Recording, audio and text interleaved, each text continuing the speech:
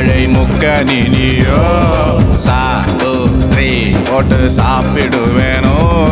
பழந்தினி வவ்வா பல்லு படாம கவி கொள்வாயா ரெட்ட வாழ பழத்த போல ஒட்டி கொள்வாயா